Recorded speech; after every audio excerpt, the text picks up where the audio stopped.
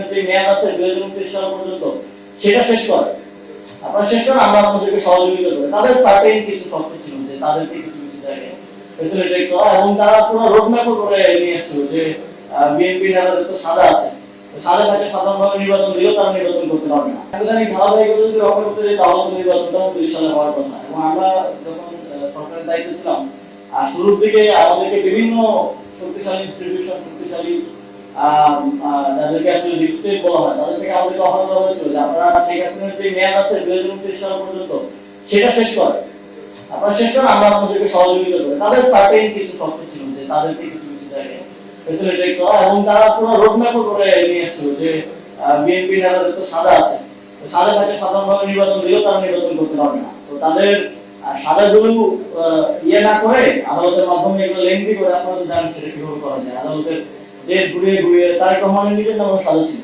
সে যদি সাদা ভক্ত অবস্থায় থাকতো নির্বাচন হলেও তিনি বাংলাদেশের নির্বাচন অংশগ্রহণ করতে পারতেন না।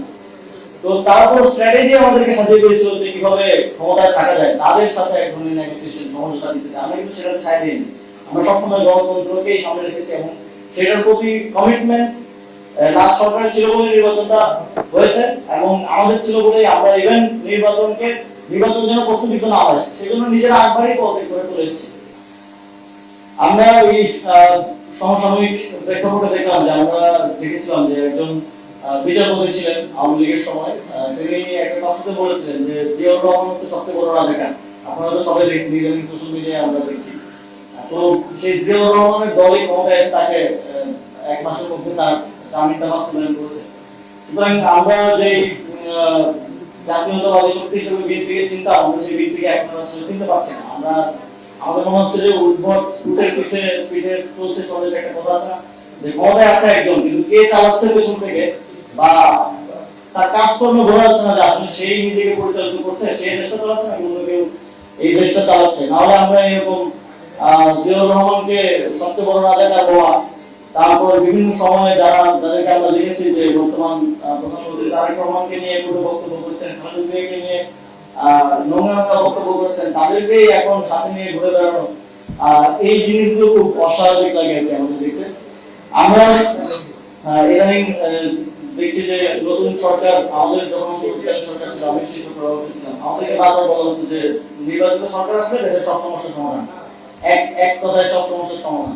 কিন্তু আমরা দেখতে পাচ্ছি যে নতুন সরকার ক্ষমতা গ্রহণ করার পর থেকে এখন পর্যন্ত কোনো বিষয়ে তারা আসলে সেরকম সাফল্য আমাদেরকে দেখাতে পারেনি।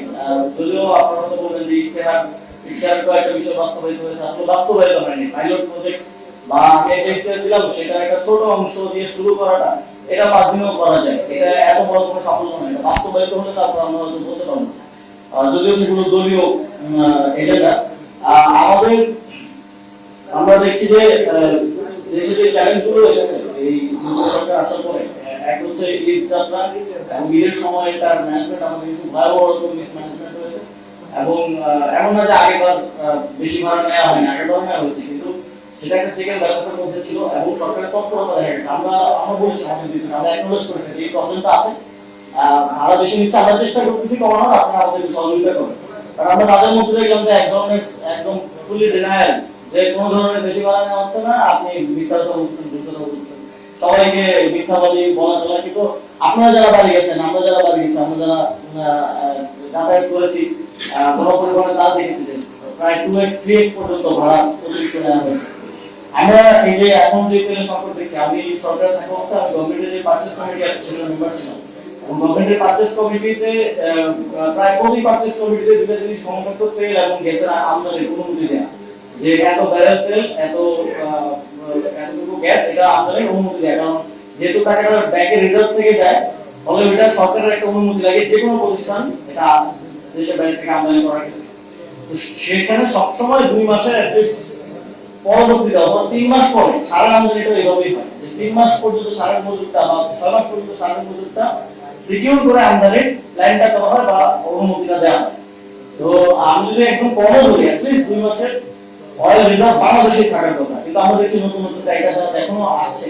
এবং আমরা দেখেছি যে হরমুজ প্রণালীতে ইরান বাংলাদেশের ভেসেলগুলোকে, ট্যাঙ্কারগুলোকে কিন্তু প্যাসেজ দিচ্ছে, আসতে দিচ্ছে।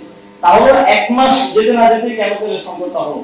তার মানে নিশ্চয়ই কেউ মজুত করছে। নিশ্চয়ই যে বড় বড় কোম্পানিগুলোকে সরকার আমদানির অনুমতি দেয়, তারা এবং তাদের যারা ভেন্ডর আছে তারা মজুত করছে। কিন্তু আপনারা দেখেন যে সরকারের এখন পর্যন্ত এত অভিযান চালানো হয়, কোন বড় প্রতিষ্ঠানের তেলের মজুরি কি এখন পর্যন্ত অভিযান চালানো হয়েছে কিনা, বা সেটা সিজ করে বাজারে উন্মুক্ত করা হয়েছে কিনা, বা তাদেরকে বাধ্য করা হয়েছে কিনা বাজারে তেলটা উন্মুক্ত করার জন্য, করা হয়নি।